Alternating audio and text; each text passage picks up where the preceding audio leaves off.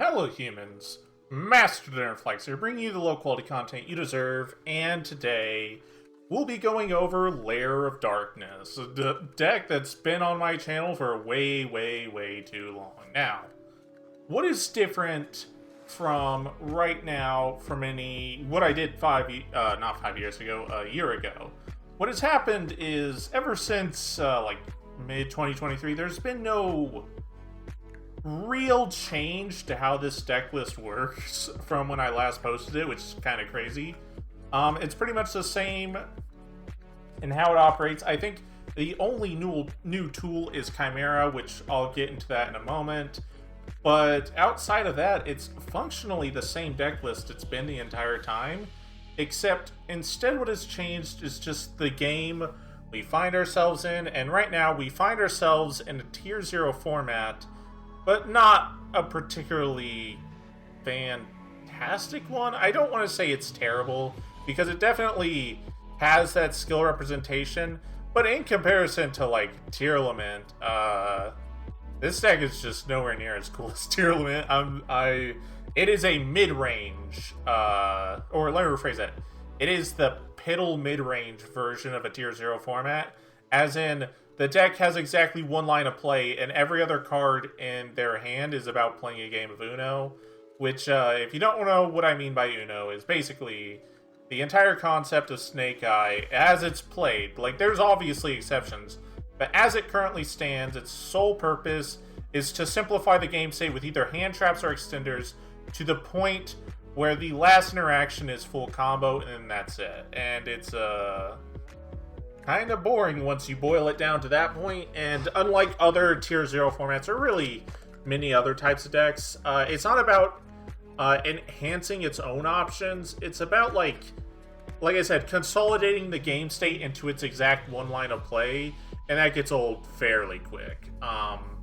So, the best thing to do, I've noticed, is because this deck is...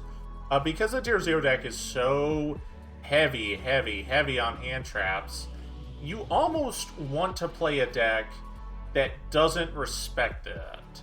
You kind of want to play a deck that's just going to gain resources repeatedly, and while at the same time not just automatically lose to your opponent having two hand traps. So hopefully it makes more sense why I'm building this deck like that. That being said, I do expect a change in the format coming up soon. But this is what I would go for, and that being said, because it is a Tier 0 format, you're going to have wavering success with it because, again, it is a very linear format. You have one thing you're supposed to do, and that's about it. So let's get into it. We got 3 Lilith, 2 Alice, 1 Loris. The basic lineup. Can't wait for the 5th one. But yeah, that's basically it, because Lilith obviously is the best card in your deck, and it's actually, I'm gonna be totally honest, probably one of the best trap starters ever. It's not even the fact that it gets any generic trap in the game, it's how it gets it that puts it above, like, Green and Labyrinth, or, like, a Murmelio searching a trap hole. The way it does it is it just dodges every hand trap ever conceived, in order to, like, get you that trap to the field, and that is so insanely powerful. Whereas, like, Green and all those other trap starters, they, like, lose to the same series of hand traps, whereas this one, nowhere near as much, which is really cool. Then we got 2 Alice. Helps for going second. Also is just a good follow-up and a tutor. Just really nice. You do want to play more than one of these a lot of the time, truthfully. It is very powerful. And then 1 Loris. I'm going to be totally honest. Without this card in the deck, I do not think this deck would have a viable enough strategy, because the weakness this deck suffers from is usually about monsters. A lot of the monsters this deck has are usually normal summons, and it doesn't have that many of them. So having Ties of the Brethren to just amass a large amount of monsters and resources just super quickly is insane. And then, because this, I don't think you should play this deck without it. It's why Loris is just undeniably incredibly important. It recycles back traps, it draws cards, it sets stuff back, it gets you more traps in the process. It's just really, really good. And you want to overwhelm your opponent with resources and interactions in this deck. And what happens a lot of the time when playing this deck and playing it correctly, your turn 1 is almost never impressive, but you usually live. And when you're given the opportunity to live in this deck, you've probably won. Because turn 3, you like tribute a monster and get a trap out of the interaction. And okay, so you took a card away and gained a card, and the card you gained is going to interact with your opponent on the follow-up, plus the Lair Lilith interaction you already did to get there. So they got 2 more interactions to deal with without accounting for anything else. And then the second interaction, being Lair Lilith, is going to create another interaction in the process. So your opponent has to basically overwhelm you incredibly quickly, and the only way they're really going to do that is to beat these 2. So committing to this actual part of the deck is far more important than anything else. That being said, we do have a lot of supplementary engines like 3 Tour Guides, Sangan, and Sangan Search Targets, because Ash Blossom is functionally unplayable this format. I just play Valor instead, and I'm playing enough of them that I've decided... Oh, that being said, I forgot to put this back in the main deck, so yeah.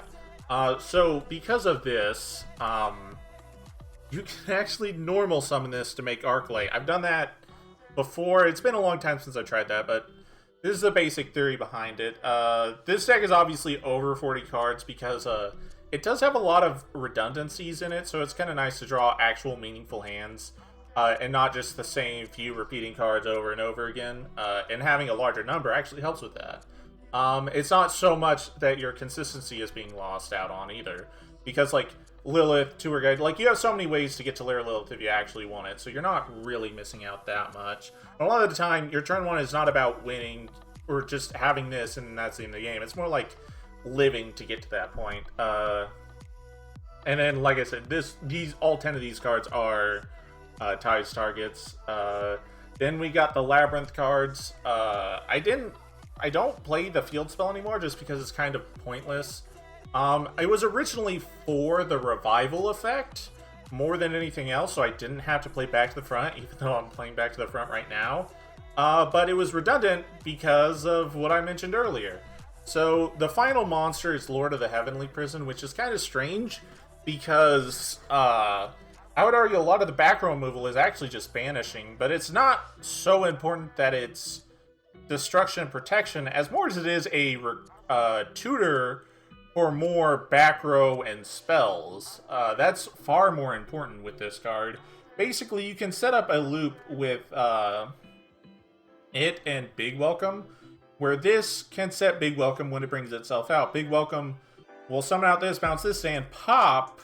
She will get a pop out of hand or field, then set back a trap where you can then protect it with Lord of the Heavenly Prison, which you can do that same interaction again with Lady Labyrinth, and very quickly you can kind of just like play this recurring engine of just getting a new trap, getting a new trap, getting a new trap, and kind of overwhelm your opponent super quickly with that, which is really nice.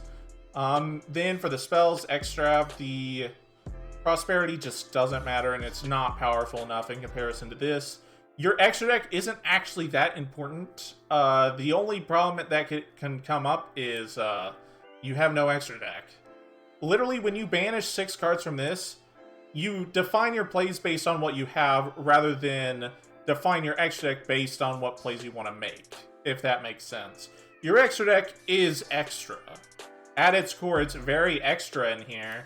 It doesn't mean you don't want an extra deck, but it means like you're going to make plays based on what's in your extra deck already rather than build an extra deck based on the plays you want to make, because they're not super important in here and you can win without a single card in here.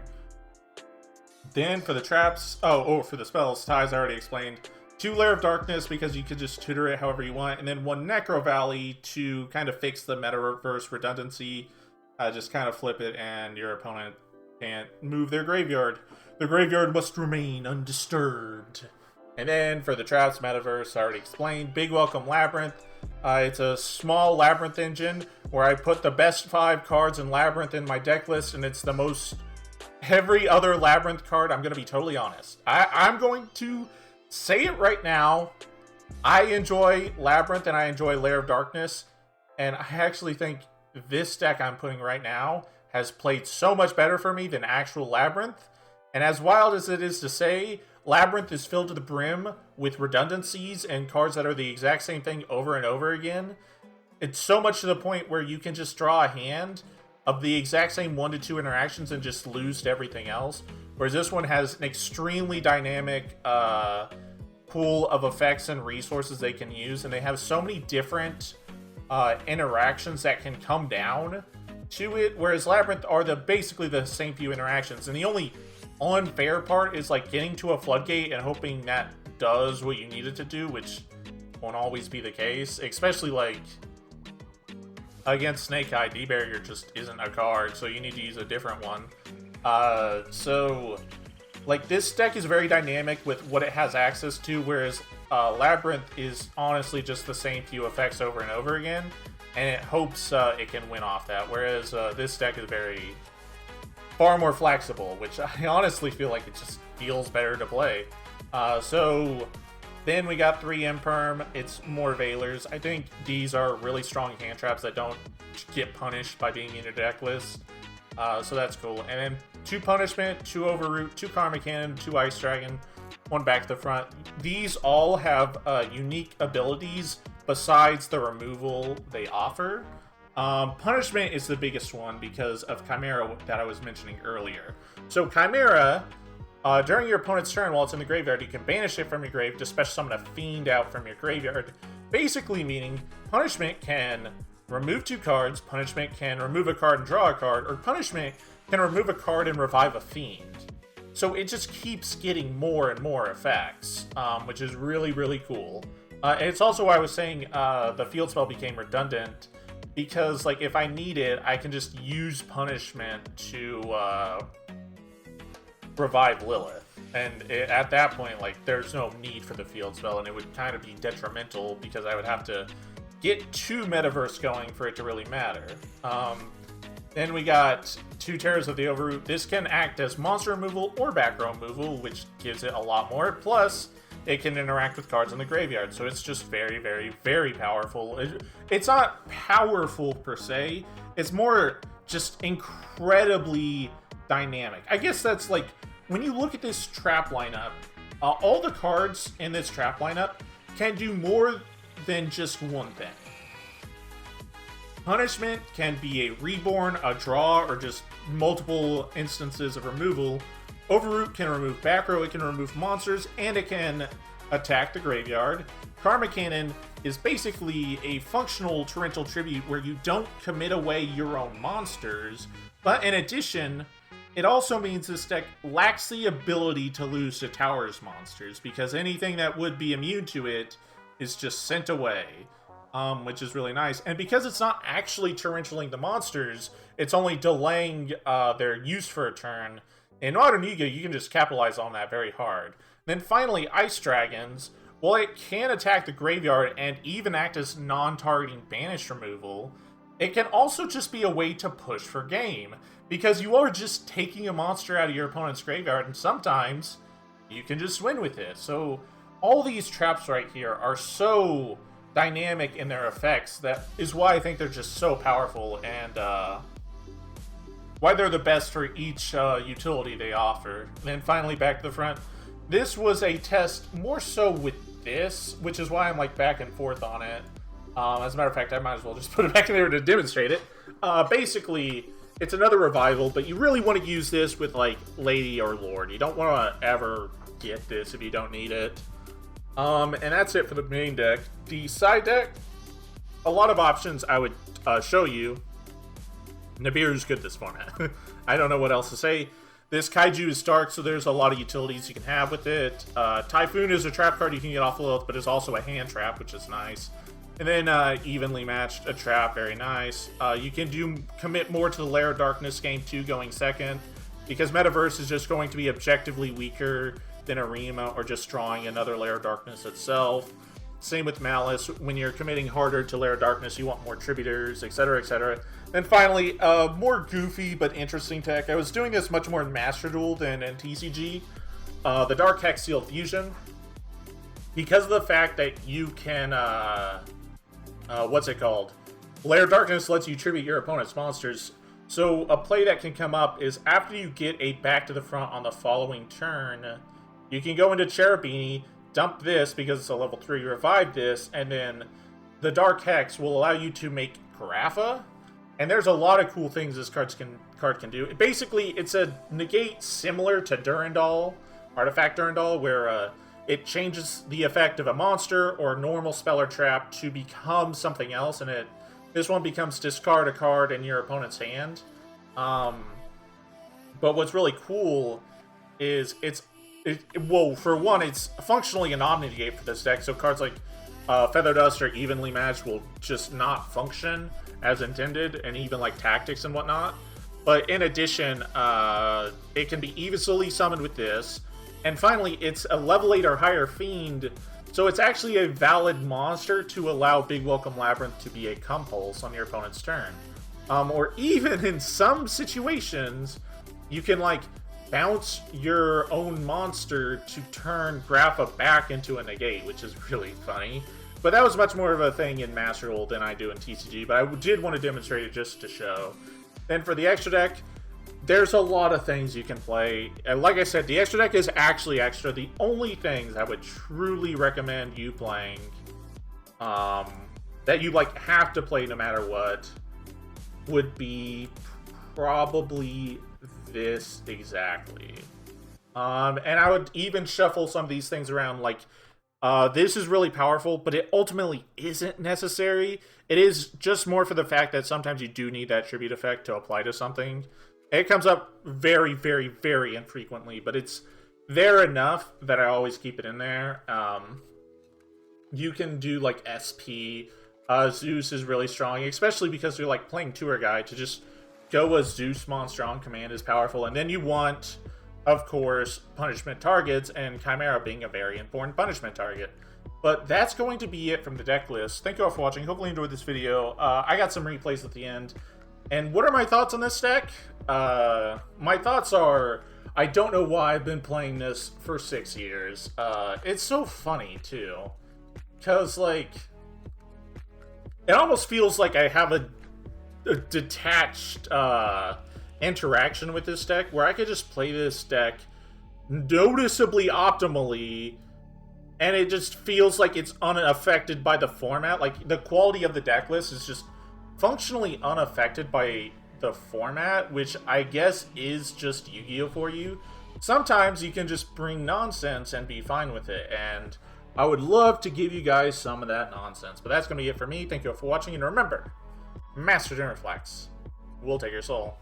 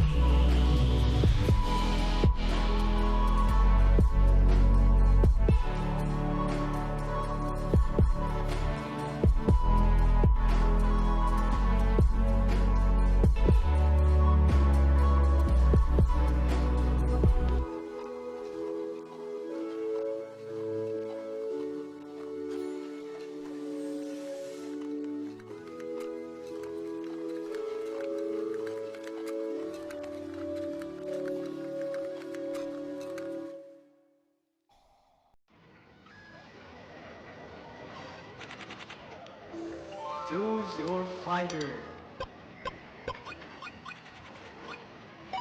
Lightning inspired.